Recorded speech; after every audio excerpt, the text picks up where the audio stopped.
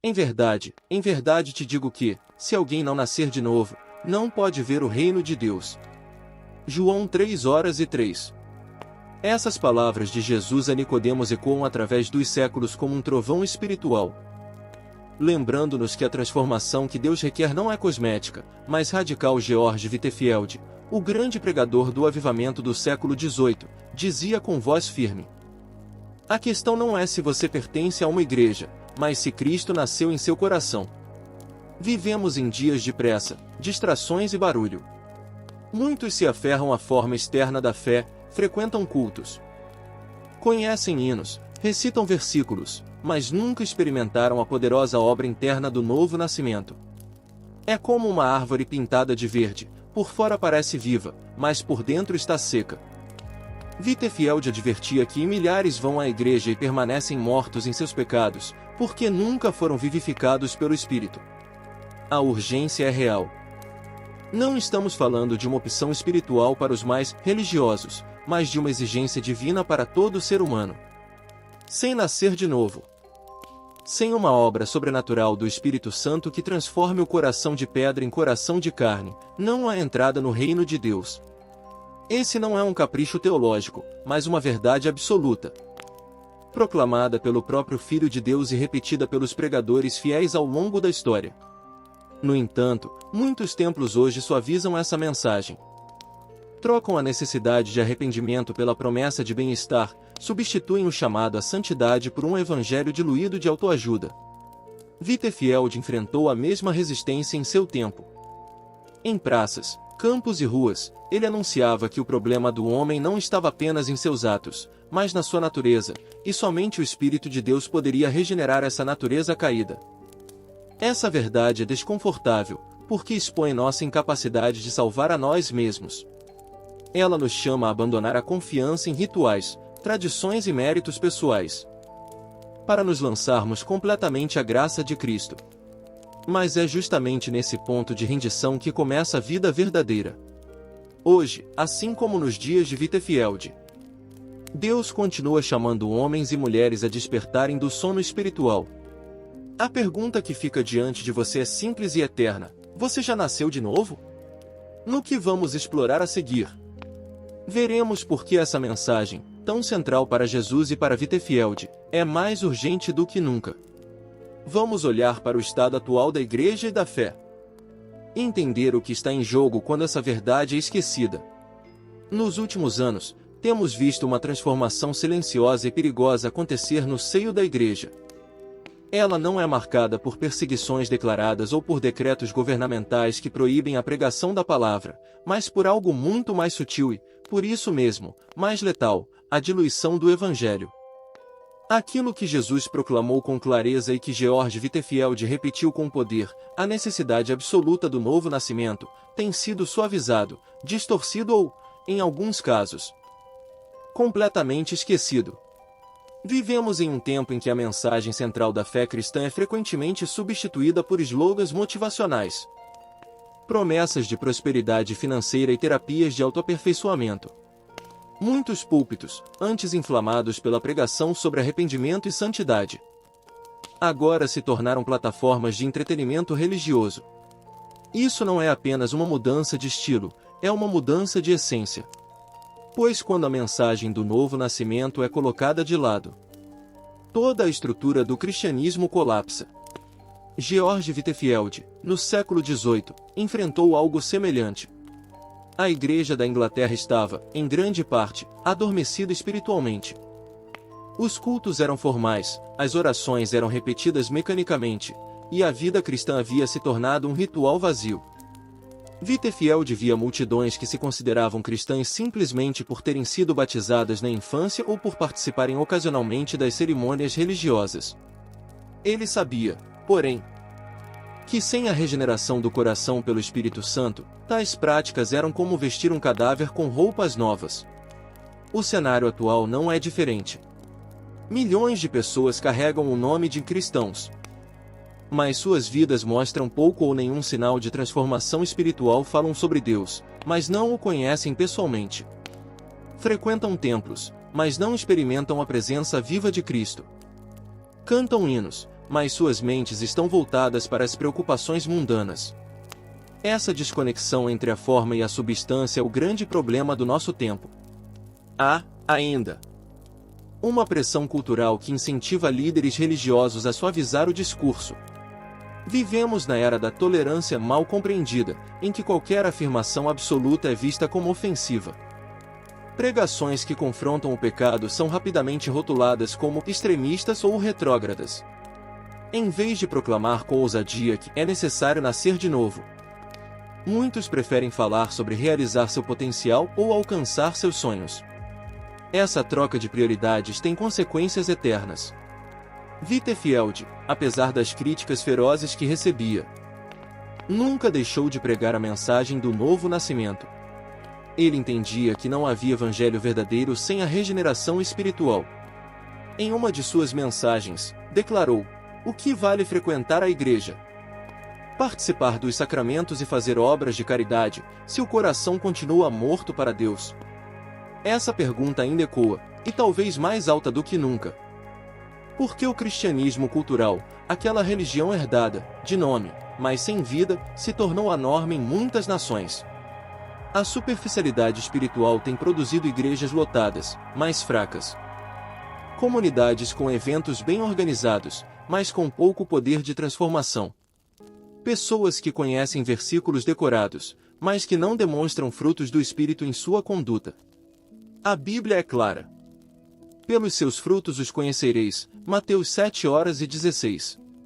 O novo nascimento, quando genuíno, sempre produz mudança visível, não apenas na moralidade externa, mas no caráter, nas prioridades. Essa fé baseada em sentimentos é frágil e rapidamente desmorona diante das provações. O novo nascimento, por outro lado, estabelece raízes profundas que sustentam o crente mesmo nas tempestades mais violentas. No tempo de Wittefield, havia multidões que se ofendiam com sua pregação. Porque ele dizia claramente que estar na igreja não fazia de ninguém um cristão verdadeiro. Ele pregava nos campos, nas ruas, nas minas de carvão, para alcançar aqueles que talvez nunca entrassem em um templo. Sua mensagem era direta: vocês precisam nascer de novo. E essa clareza, embora desconfortável, salvou milhares de almas. Hoje, essa mesma clareza é necessária. Quando a igreja tenta competir com o mundo em termos de entretenimento, perde sua identidade e seu poder. O papel da igreja não é agradar o público, mas preparar homens e mulheres para a eternidade. Não é oferecer mensagens que massageiam o ego, mas verdades que cortam como espada para remover o pecado e trazer cura à alma. Além disso, existe um perigo ainda mais sutil: a ideia de que o novo nascimento é opcional, algo reservado para os mais dedicados ou mais espirituais. Essa mentira mina o fundamento da fé cristã. Jesus não disse que seria bom se você nascesse de novo, mas é necessário. João 3:7. Wittefield reforçava essa necessidade absoluta, afirmando que sem a nova vida que o Espírito Santo concede, ninguém verá a face de Deus em glória. O contexto atual mostra uma batalha não apenas contra o pecado aberto, mas contra a indiferença espiritual. Essa indiferença é mortal porque mantém as pessoas confortáveis em sua condição perdida. Elas se satisfazem com uma religião de superfície, sem perceber que continuam espiritualmente mortas. É como um paciente que, sentindo apenas um leve desconforto, recusa o diagnóstico de uma doença terminal, até que seja tarde demais. Por isso, antes de avançarmos, precisamos encarar com honestidade. Quantas pessoas ao nosso redor, e talvez nós mesmos, vivem essa ilusão? Quantos estão confiando em rituais, em memórias de experiências passadas, ou em sua boa moral como garantia de salvação, sem jamais terem sido regenerados pelo Espírito? Essa pergunta não é para condenar, mas para despertar. No restante desta mensagem, veremos que a resposta para esse estado de coisas não está em programas mais elaborados, nem em estratégias de marketing religioso, mas em voltar ao núcleo do Evangelho, o novo nascimento.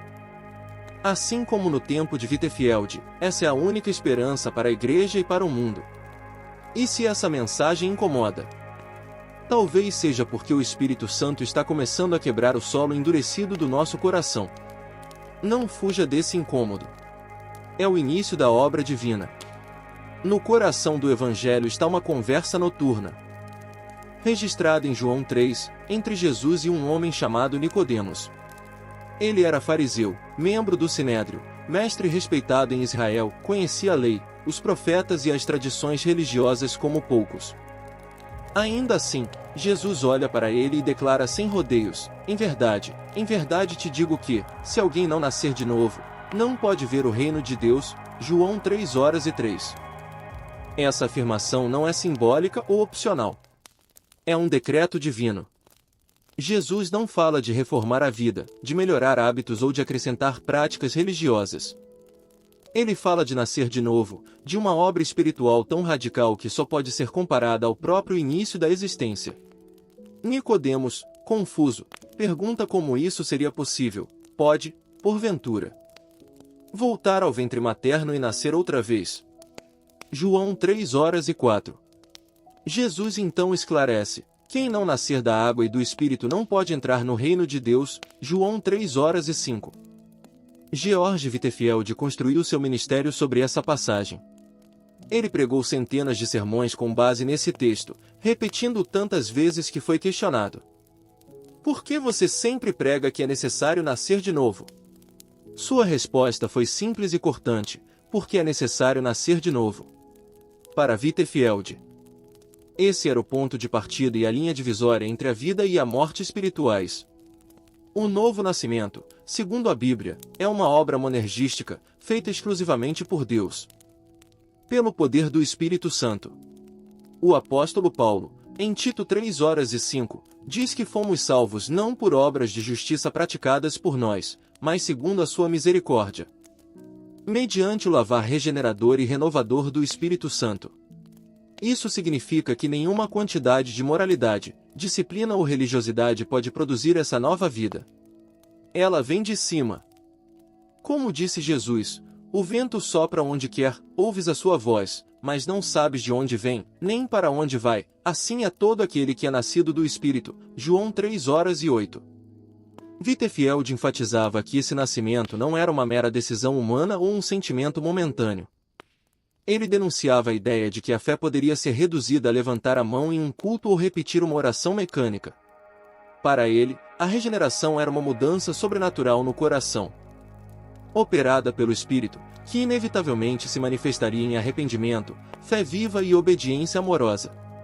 Do ponto de vista teológico, nascer da água e do Espírito não se refere a um ritual externo como o batismo em si, mas à purificação interior prometida em Ezequiel 36:25-27, então aspergirei água pura sobre vós, e ficareis purificados, de todas as vossas imundícias e de todos os vossos ídolos vos purificarei. Dar-vos-ei coração novo e porei dentro de vós espírito novo. Tirarei de vós o coração de pedra e vos darei coração de carne. Porei dentro de vós o meu espírito e farei que andeis nos meus estatutos, guardeis os meus juízos e os observeis. Whitefield lia essas palavras e via nelas a promessa cumprida em Cristo, quando o Espírito Santo transforma a natureza humana, removendo o coração endurecido e dando um novo coração sensível à vontade de Deus. Ele pregava que, sem essa mudança interna, todo o resto era ilusão. O contraste entre religião externa e vida regenerada é um tema que perpassa toda a Escritura. Em Isaías 29:13, Deus denuncia um povo que o honra com os lábios, mas cujo coração está longe dele. Jesus repetiu essa advertência em Mateus 15:8-9, mostrando que a mera observância de regras humanas não produz comunhão verdadeira com Deus. Whitefield aplicava isso ao seu contexto, dizendo que muitos frequentavam igrejas, participavam de sacramentos e até serviam em ministérios, mas nunca haviam experimentado o milagre do novo nascimento. A necessidade dessa transformação é universal. Romanos 3:23 declara que todos pecaram e carecem da glória de Deus. Não importa a cultura, a posição social ou a reputação religiosa. Milhares eram levados ao arrependimento genuíno e a uma fé que transformava suas vidas. Do ponto de vista bíblico, o novo nascimento é obra do Espírito, mas ele se manifesta de maneira visível. João. O regenerado odeia o pecado e ama a santidade. Ele pode cair, mas não se satisfaz na queda. Ele busca constantemente ser conformado à imagem de Cristo. Esse processo de santificação é a continuação natural da obra iniciada no novo nascimento. Wittefield, em uma de suas pregações, ilustrou isso dizendo que a alma regenerada é como um navio que muda de direção. O vento pode soprar contra, as ondas podem tentar desviá-lo, mas seu leme está fixado para o porto celestial. Essa mudança de rumo é irreversível, porque é Deus quem a opera. Teologicamente, a regeneração também é inseparável da fé salvadora. Não é que o homem primeiro creia e depois nasça de novo. É um novo nascimento que capacita o homem a crer. Isso está em harmonia com João 1:12-13, mas a todos quantos o receberam, deu-lhes o poder de serem feitos filhos de Deus, a saber, aos que creem no seu nome, os quais não nasceram do sangue, nem da vontade da carne, nem da vontade do homem, mas de Deus. Wittefield sublinhava que a fé é fruto da obra regeneradora, não sua causa. Essa compreensão bíblica protege contra dois erros comuns: o legalismo, que tenta produzir salvação por meio de obras, e o antinomianismo, que afirma que a conduta não importa. O novo nascimento destrói ambos, pois mostra que a salvação é pela graça e que essa graça produz obediência. Quando Jesus falou a Nicodemos, ele não estava apresentando uma sugestão para a vida espiritual mais plena, mas o único caminho para entrar no reino. Essa exclusividade é ofensiva para o orgulho humano, mas é libertadora para quem reconhece sua incapacidade. Wittefield pregava que o primeiro passo para nascer de novo é admitir que você não pode fazer isso por si mesmo, e então clamar a Deus por misericórdia. No mundo de hoje, a mensagem continua sendo a mesma. O problema não mudou, o coração humano permanece endurecido pelo pecado. O remédio também não mudou: a regeneração pelo Espírito Santo. E a urgência é ainda maior, pois vivemos em tempos de confusão espiritual, em que a verdade é relativizada e o pecado é normalizado. Se a Igreja deseja ver avivamento verdadeiro, não pode contornar essa doutrina. Precisa proclamá-la com a mesma clareza e ousadia que Wittefield. Precisa chamar pessoas ao arrependimento, à fé e a buscar do Espírito a nova vida que transforma não apenas o destino eterno, mas o presente. Sem o novo nascimento, não há comunhão com Deus, não há poder contra o pecado. Não há esperança verdadeira. Mas com ele, tudo muda. O coração é renovado, a mente é iluminada, os afetos são purificados. E a vida começa a refletir a glória daquele que nos chamou das trevas para a sua maravilhosa luz. 1 Pedro 2:9. No próximo passo desta mensagem, vamos olhar de perto para as marcas práticas de quem nasceu de novo, confrontando sinais verdadeiros e falsos, e aprendendo com o exemplo do próprio ministério de George Wittefield como essas evidências se manifestam no dia a dia. Ao falar sobre o novo nascimento, não podemos deixar de examinar quais são as marcas visíveis dessa obra invisível. O apóstolo João, como vimos, apresenta critérios claros em suas cartas. George Wittefield, por sua vez, pregava com insistência sobre esses sinais, não para criar uma lista legalista de comportamentos, mas para ajudar os ouvintes a discernirem se sua fé era genuína ou apenas nominal. A primeira marca de quem nasceu de novo é arrependimento genuíno. Não se trata apenas de sentir remorso por ter sido descoberto, mas de um pesar profundo por ter ofendido a santidade de Deus. Esse arrependimento produz mudança real de vida. Em Atos 26:20, Paulo resume sua mensagem dizendo que pregava para que as pessoas se arrependessem, se convertessem a Deus e praticassem obras dignas de arrependimento. Wittefield alertava que muitos confundiam emoção com conversão. Ele dizia: chorar por causa do pecado pode ser apenas emoção. Odiar o pecado é evidência de novo nascimento. A segunda marca é fé viva em Cristo. Não é uma fé intelectual, que apenas reconhece fatos sobre Jesus, mas uma confiança pessoal que o recebe como Salvador e Senhor. Essa fé é ativa, confia nas promessas de Deus e persevera mesmo em meio às provações. Wittefield ensinava que a fé verdadeira é inseparável da obediência, A fé que não leva à obediência é tão morta quanto o corpo sem espírito. A terceira marca é amor a Deus e ao próximo. O regenerado tem novos afetos, seu coração se volta para Deus com adoração sincera e para o próximo com compaixão. 1 João 4:7 declara: Amados, amemo-nos uns aos outros, pois o amor procede de Deus. E todo aquele que ama é nascido de Deus e conhece a Deus. Wittefield via isso como o termômetro da vida espiritual. Você pode conhecer a doutrina corretamente, mas se não amar, não nasceu de novo. A quarta marca é vitória progressiva sobre o pecado. Não significa perfeição sem falhas, mas uma mudança no padrão de vida. 1 João 3:9 afirma que todo aquele que é nascido de Deus não vive na prática do pecado. Wittefield explicava que o regenerado pode tropeçar, mas não se acomoda no pecado, ele luta. Resiste e busca restaurar-se pela graça. A quinta marca é sede pela palavra de Deus. Assim como um bebê recém-nascido anseia pelo leite materno, o crente regenerado anseia pela Escritura. 1 Pedro 2:2 exorta: desejai ardentemente, como crianças recém-nascidas, o genuíno leite espiritual, para que por ele vos seja dado crescimento para a salvação. Wittefield via na falta de interesse pela Bíblia um sinal preocupante. Se a palavra de Deus é entediante para você, examine se sua alma já foi vivificada. A sexta marca é vida de oração. O regenerado ora não como obrigação, mas como privilégio. Ele reconhece que depende totalmente de Deus. Romanos 8:15 descreve o Espírito Santo levando-nos a clamar: Abba, Pai. Wittefield testemunhava que, após seu novo nascimento, a oração se tornou o ar que respirava, e pregava que uma fé sem oração é um corpo sem respiração. Essas marcas, porém, não podem ser simuladas de forma consistente sem que haja verdadeira regeneração. Aqui está a importância do discernimento. Há sinais falsos que enganam muitos.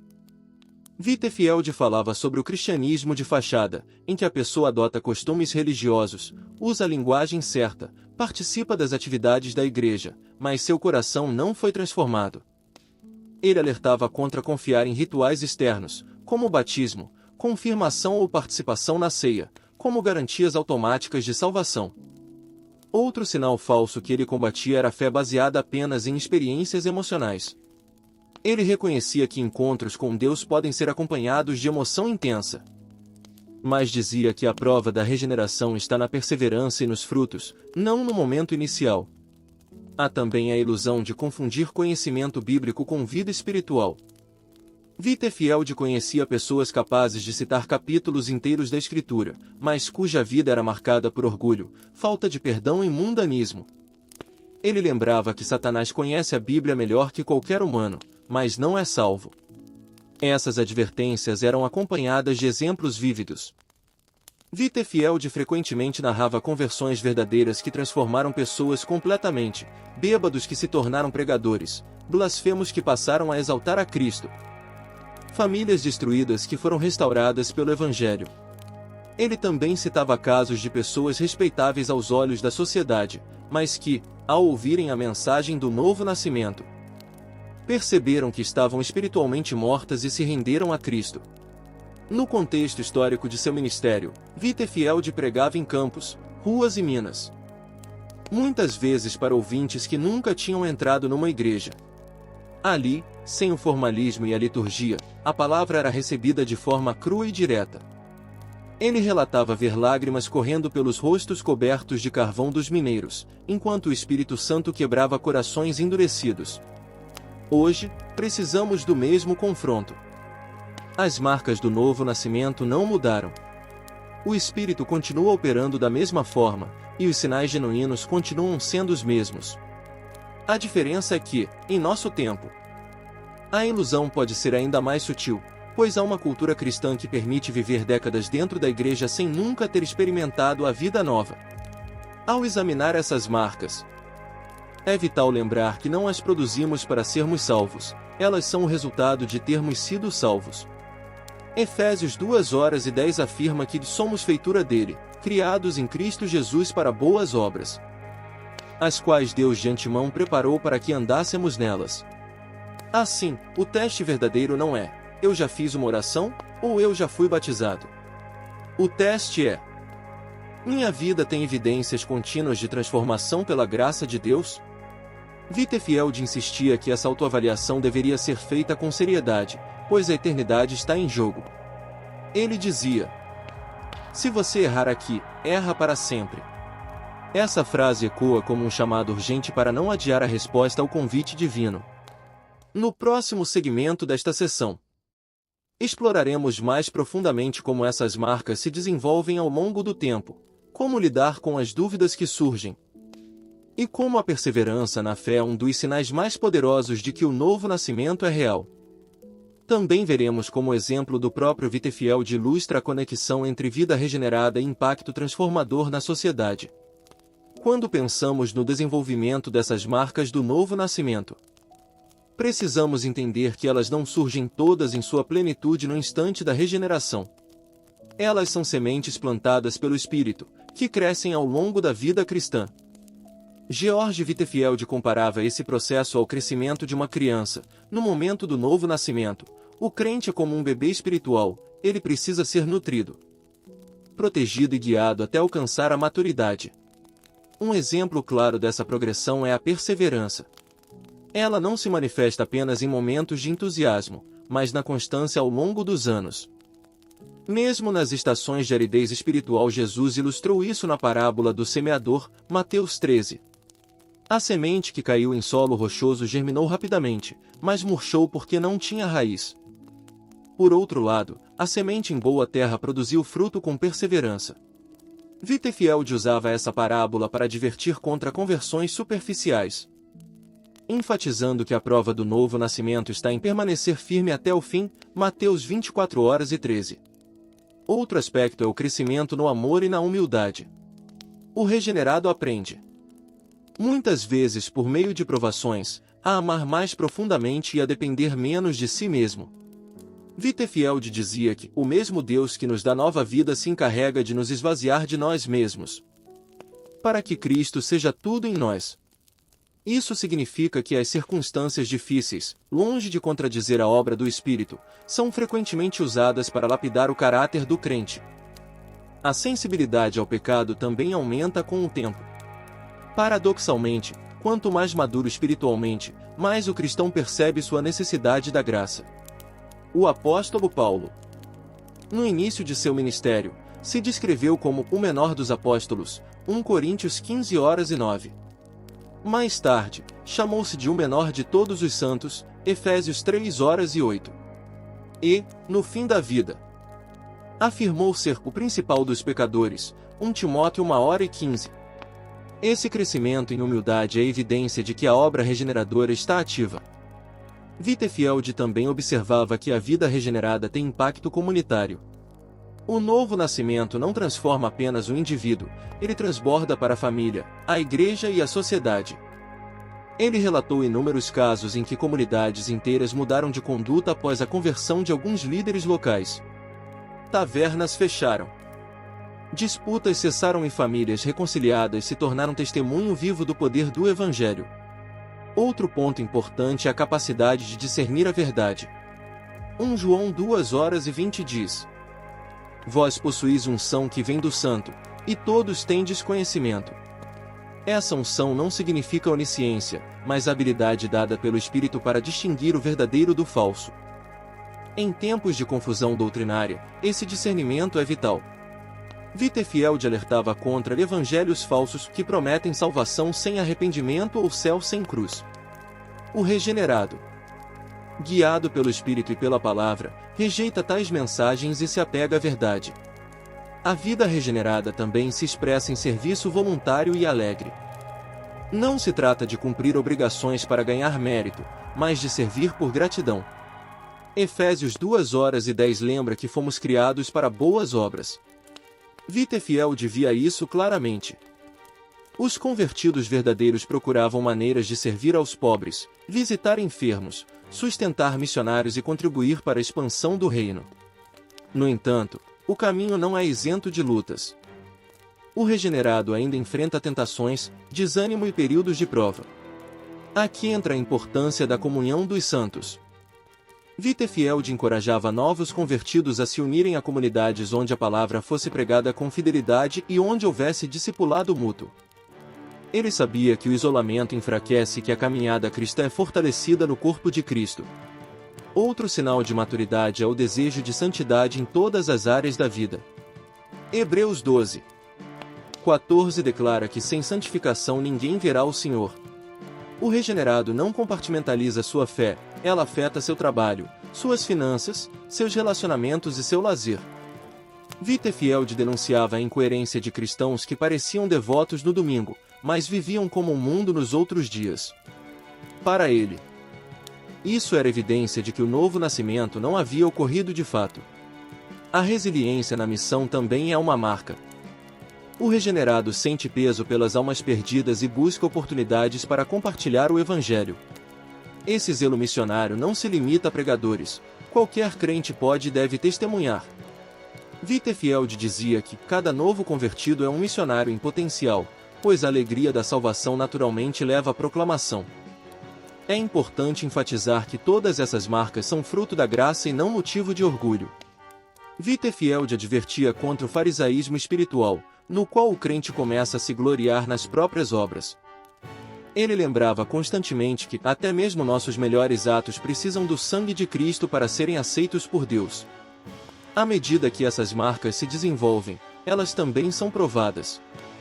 Deus permite tempestades para confirmar a genuinidade da fé. Wittefield testemunhava que, em meio a perseguições, calúnias e fadiga física, sua confiança no chamado divino se fortalecia. Ele via nisso a confirmação de que a vida nova não depende de circunstâncias favoráveis, mas da presença constante do Espírito Santo. Por fim, há a alegria no Senhor, não uma euforia superficial, mas um contentamento profundo que permanece mesmo em meio à dor. Filipenses 4:4 ordena: alegrai-vos sempre no Senhor. Essa alegria é fruto do Espírito e sinal de que a alma está ancorada em algo maior do que as circunstâncias.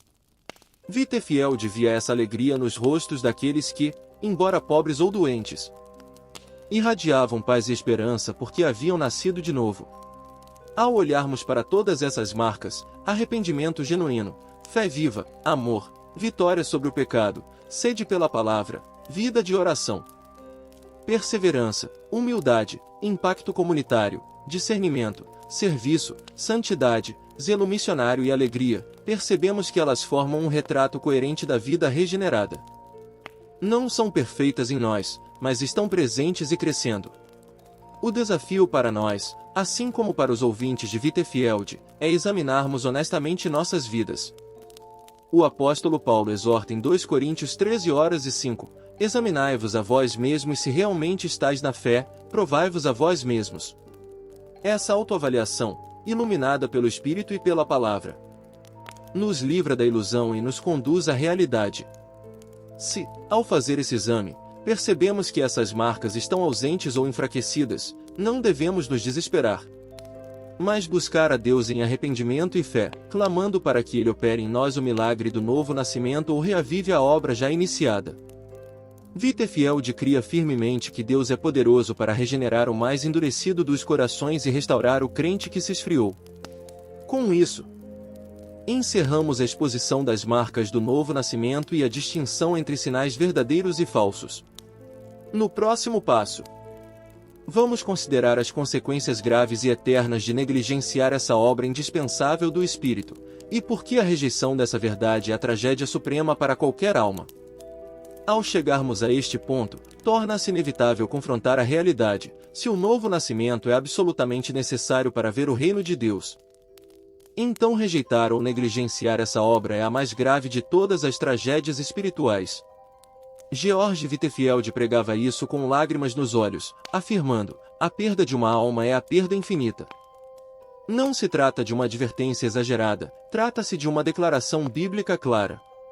Jesus foi direto em João 3:18, quem nele crê não é condenado, mas quem não crê já está condenado, porquanto não crê no nome do unigênito Filho de Deus. O verbo já estar indica que a condenação não é apenas um evento futuro, mas uma condição presente para todos que permanecem espiritualmente mortos. O pecado não perdoado mantém a alma separada de Deus, e sem regeneração não há reconciliação possível. A primeira consequência de não nascer de novo é a morte espiritual permanente. Efésios 2:1 descreve o homem natural como morto em delitos e pecados. Sem a vida de Deus no coração. A pessoa pode até ter aparência de piedade, mas está separada da comunhão verdadeira com o Criador. Wittefield enfatizava que essa morte espiritual é enganosa. Pois o indivíduo pode estar cheio de atividades religiosas, e mesmo assim, espiritualmente morto. A segunda consequência é a escravidão ao pecado. Jesus disse em João 8:34. Todo aquele que comete pecado é escravo do pecado. Sem a regeneração, não há poder real para vencer as paixões e inclinações destrutivas da natureza humana. A pessoa pode tentar mudar hábitos, mas acaba retornando ao mesmo ciclo, porque a raiz do problema, o coração corrompido, permanece intacta. A terceira consequência é a incapacidade de agradar a Deus. Romanos 8:8 afirma: os que estão na carne não podem agradar a Deus. Isso significa que, sem um novo nascimento, até as boas ações são manchadas pelo pecado e motivadas por interesses distorcidos.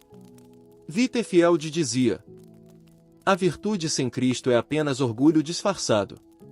A quarta consequência é a cegueira espiritual. 1 Coríntios 2:14 declara: ora, o homem natural não aceita as coisas do Espírito de Deus, porque eles são loucura, e não pode entendê-las, porque elas se discernem espiritualmente. Sem o Espírito, a pessoa não consegue compreender plenamente a gravidade do pecado, a beleza da santidade nem a necessidade urgente da salvação. A quinta consequência é o endurecimento progressivo do coração. Hebreus 3:13 adverte que o pecado engana e endurece. Cada vez que a verdade é ouvida e rejeitada, o coração se torna menos sensível à voz de Deus. Wittefield advertia que essa é a estrada mais perigosa. Um dia, você pode ouvir o chamado do Evangelho pela última vez e não sentir nada.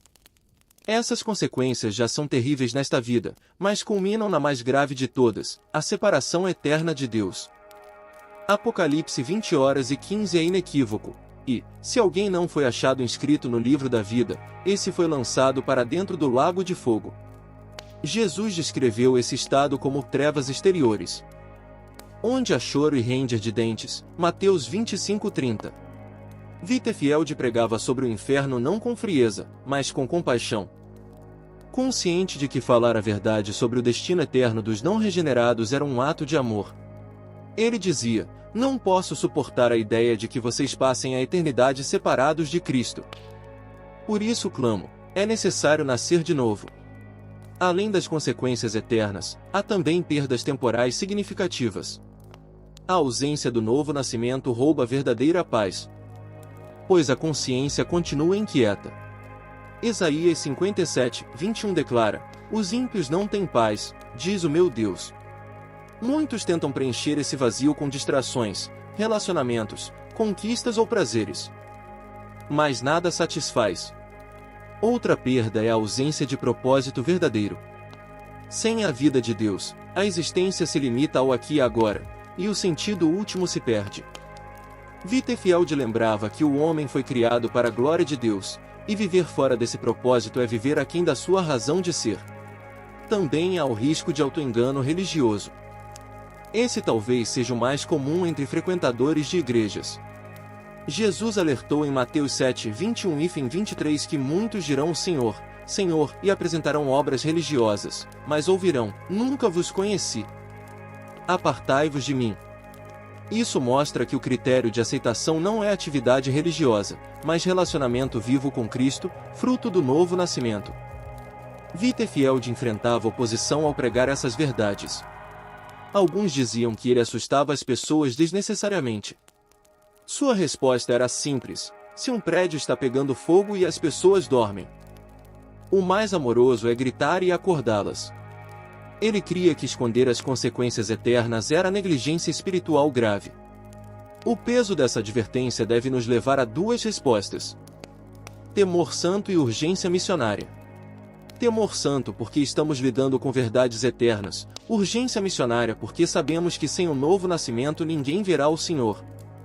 As consequências também se manifestam na sociedade. Comunidades cheias de pessoas não regeneradas, mesmo que frequentem igrejas, não experimentam transformação real. Isso resulta em hipocrisia, injustiça e decadência moral. Whitefield via isso na Inglaterra de seu tempo e acreditava que somente um avivamento, com conversões genuínas, poderia mudar o cenário. Biblicamente, Deus sempre tratou com severidade aqueles que mantêm uma forma externa de piedade, mas negam o seu poder. 2 Timóteo 3:5. Essa é uma descrição perfeita da religião sem novo nascimento. Aparência sem essência, rito sem realidade. Por outro lado, a advertência sobre as consequências também é um convite implícito à graça. O mesmo Deus que declara o juízo oferece salvação plena. Em João 5:24, Jesus diz: em verdade vos digo, quem ouve a minha palavra e crê naquele que me enviou tem a vida eterna, não entra em juízo, mas passou da morte para a vida. Essa promessa é um farol de esperança para qualquer um que hoje se reconheça espiritualmente morto. Whitefield usava a advertência não para deixar os ouvintes no desespero, mas para levá-los à cruz. Ele pregava que o caminho da salvação estava aberto agora, mas que a oportunidade não seria eterna. Ele repetia as palavras de 2 Coríntios 6:2, eis agora o tempo sobremodo oportuno. Eis agora o dia da salvação. A advertência final é esta: ninguém está além do alcance da graça, mas também ninguém está fora do alcance do juízo. A mesma cruz que salva condena aqueles que a rejeitam. O mesmo Cristo que é Salvador será juiz. Essa é a tensão solene que deve mover nossos corações a responder imediatamente ao chamado para nascer de novo. Ignorar esse chamado é colocar-se deliberadamente no caminho da perdição. Atender a ele é entrar pela porta estreita que conduz à vida. Não há neutralidade. Whitefield concluía suas advertências com apelos fervorosos: se vocês estão em Cristo, alegrem-se, se não estão, não descansem até encontrá-lo. No próximo passo, não apenas renovaremos o convite para essa transformação, mas também descreveremos com detalhes o que acontece na vida de alguém que responde a ele, o milagre da regeneração acontecendo diante dos nossos olhos. E a alegria indizível que acompanha essa nova vida. Chegamos ao momento em que a mensagem não pode mais permanecer no campo da teoria. As verdades que ouvimos sobre a necessidade do novo nascimento, as marcas que o confirmam e as consequências eternas de negligenciá-lo exigem uma decisão pessoal e imediata. George Whitefield jamais pregava sobre esse tema sem chamar seus ouvintes a uma resposta clara. Ele sabia que permanecer indiferente diante do chamado de Deus era, na prática, rejeitá-lo. A Bíblia é explícita: arrependei-vos, pois, e convertei-vos para serem cancelados os vossos pecados. Atos 3:19.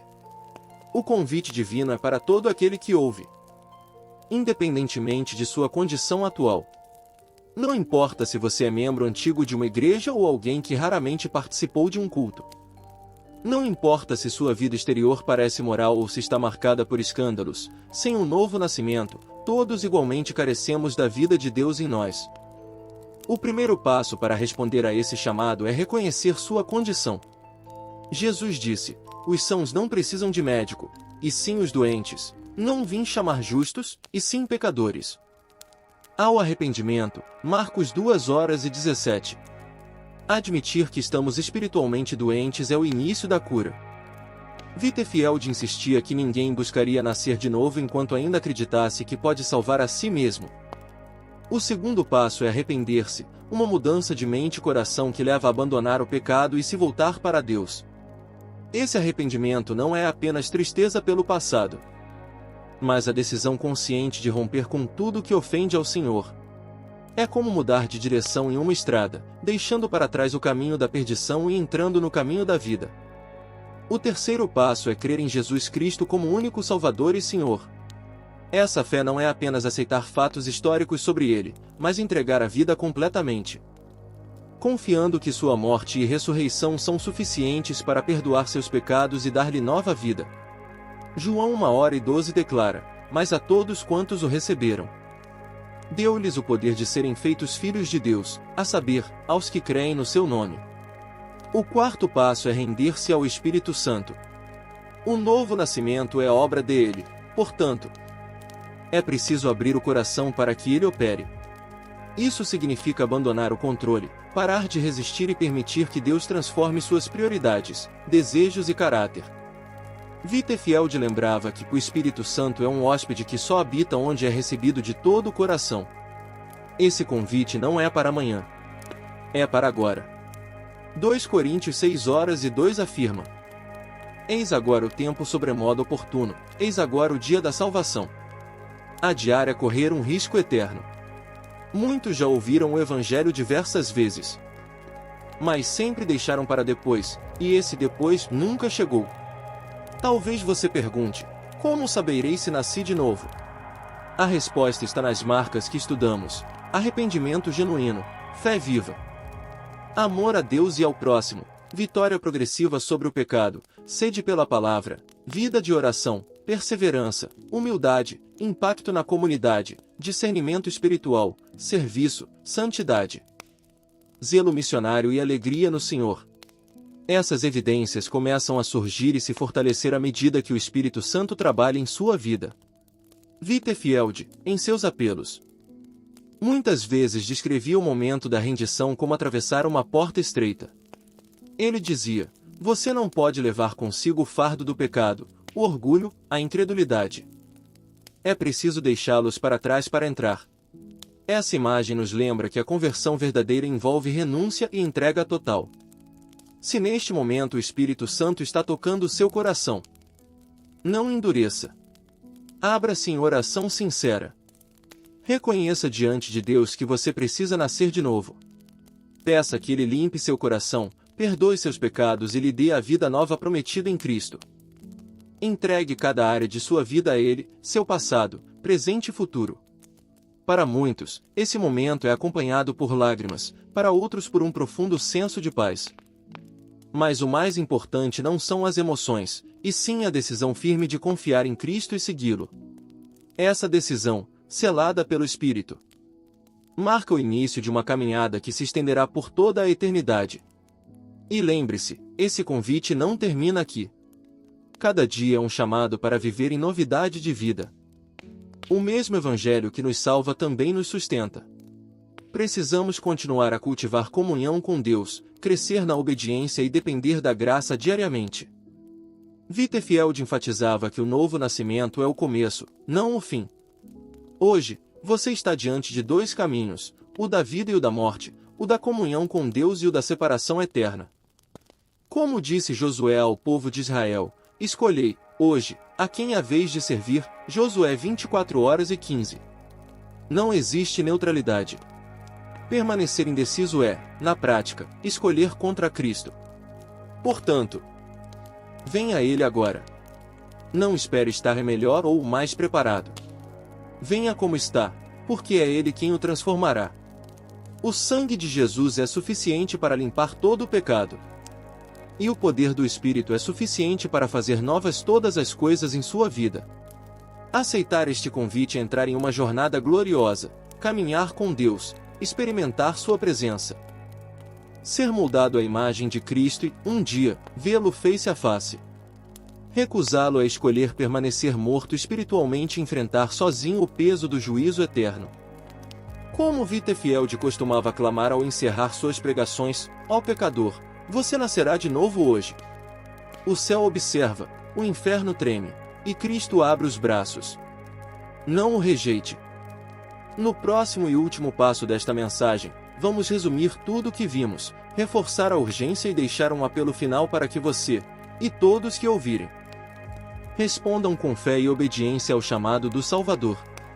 Ao olharmos para toda a jornada que percorremos, desde a introdução que nos confrontou com a necessidade urgente do novo nascimento, passando pela análise do estado espiritual atual, pela fundamentação bíblica sólida, pelas marcas que distinguem o regenerado, pelas advertências solenes das consequências e pelo convite claro à resposta, não resta dúvida, esta não é uma questão secundária, mas o coração do Evangelho. Jesus não disse seria bom se vocês nascessem de novo, mas afirmou categoricamente, é necessário nascer de novo. João 3:7. George Whitefield, ecoando essa verdade, dedicou sua vida a proclamá-la em todos os lugares, de igrejas a campos abertos, de cidades movimentadas a vilas esquecidas. Ele sabia que sem regeneração não há vida espiritual verdadeira. Não há comunhão com Deus e não há esperança eterna. Relembramos que o novo nascimento não é obra humana. Não pode ser comprado, herdado ou conquistado por mérito. É um ato soberano do Espírito Santo, que transforma o coração de pedra em coração de carne, que purifica, renova e coloca em nós um novo espírito.